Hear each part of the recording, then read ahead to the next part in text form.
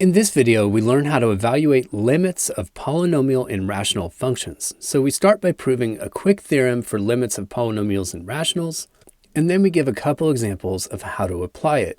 So our theorem says that if p of x and q of x are polynomial functions and a is some real number, then the limit as x goes to a of p of x is just equal to p of a. In other words, all we have to do is replace the x's with a's to find the limit if we're dealing with a polynomial function.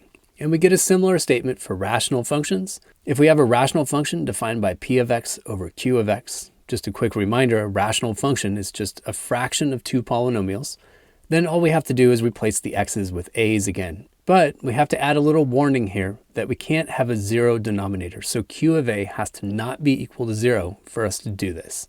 So for both of these types of functions, all we have to do is replace the x's with a's and we've evaluated the limit. And this is something we noticed in our original video on limit laws, where we learned to rigorously apply limit laws step by step, but ultimately our evaluation of limits was totally equivalent to just replacing the x with an a. So now we have a chance to prove that it's always that simple, at least in the case of polynomial and rational functions. So this is going to give us a powerful shortcut for computing limits of these functions in the future. So our proof is going to rely on our knowledge of the limit laws, and I'll post a link to that main video on limit laws at the top if you need a little refresher. And our proof goes like this. We start by saying, let p of x be a polynomial function. And remember that a polynomial is just a linear combination of powers of x. So we're making p an nth degree polynomial here, meaning the highest power of x is n. And we're just indexing the constants as cn, cn minus 1, and so on. So all the way on the right end of this arbitrary polynomial, we're going to get a c1 times x to the first power, which is just x, and then finally a constant at the end, which we'll call c0. So there's what a general nth degree polynomial looks like. Now we want to find the limit as x goes to a of this thing. And that's going to be the limit as x goes to a of this expanded representation of the polynomial function. And I'll go ahead and leave out the n minus 1 term just to make it more compact here, but we'll throw in the linear term and the constant at the end. And this is where we apply the limit laws. Remember that a limit of a linear combination of functions is just the linear combination of the limits. So I can write this as cn times the limit as x goes to a of x to the n, and then dot, dot, dot down through those descending powers of x. And then we get to our linear term, which will be a c1 limit as x goes to a of x. And then finally our constant, which we could write as limit as x goes to a of c0. So now we have to use a second limit law. We know that the limit of a power of a function can be evaluated by just taking the limit of that function and then raising the result to that power. So this is going to apply to our first term and our n minus first term, n minus second term, and so on. So I can rewrite my first term as cn times the limit as x goes to a of x, then raised to the nth power. It's going to be similar for the n minus first term and so on. And then finally, we can apply our first limit laws, which told us the limit of a constant is just that constant. And the limit of x as x goes to a is just a. And I'll write this in a little more expanded form here. But our first term is cn a to the n. Our second term would be a cn minus 1, a to the n minus 1. And we go all the way down to the linear term, which will be c1 times a, and then the constant, the limit of a constant is just that constant, that's c0 at the end.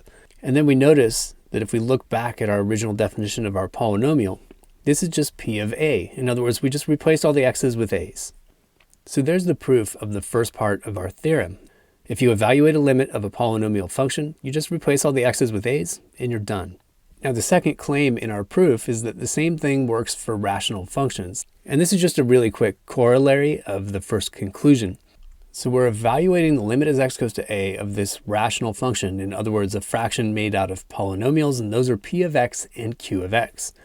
And now we can apply our limit law for quotients of functions. It turns out the limit of a quotient is the quotient of the limits. And now because we know p of x and q of x are polynomials, we just use our first conclusion in this theorem and say that the limit as x goes to a of p of x is obtained by simply replacing the x's with a's. In other words, it's p of a. The same thing is true for q, but we have to make a note here that we can't have a zero denominator because that would give us an undefined value. So we have to add this little point that q of a better not be 0. So there it is. All we're looking at in our final expression is the original rational function with all the x's replaced with a's. So now we can apply our new theorem to a couple quick examples. So now instead of running through a massive list of limit laws and specifying every law we used at every step, we can just use our new conclusion about the limit of a polynomial function. In this first example, I have the limit as x goes to 1 of this polynomial.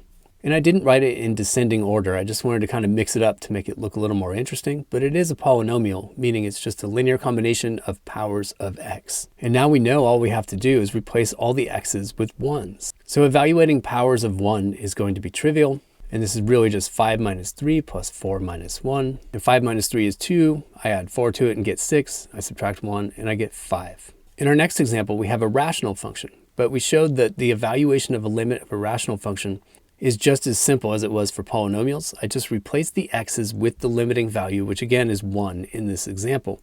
Now that only works provided the denominator doesn't vanish. And if we check really quick, replacing x with 1 in the denominator, that would just give me a 3 down there, so it's not a problem.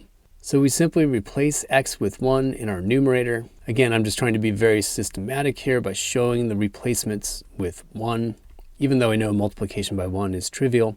And in our next step, I could write this as 3 minus 4 over 2 plus 1. And this gives me a negative 1 in the numerator and a 3 in the denominator. So the value of this limit is negative 1/3.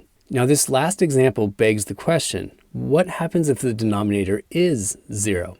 This actually occurs quite frequently with the most important limits of Calculus 1. So that's the topic of the next video. And I'll post a link to that video at the upper left, and I'll see you there.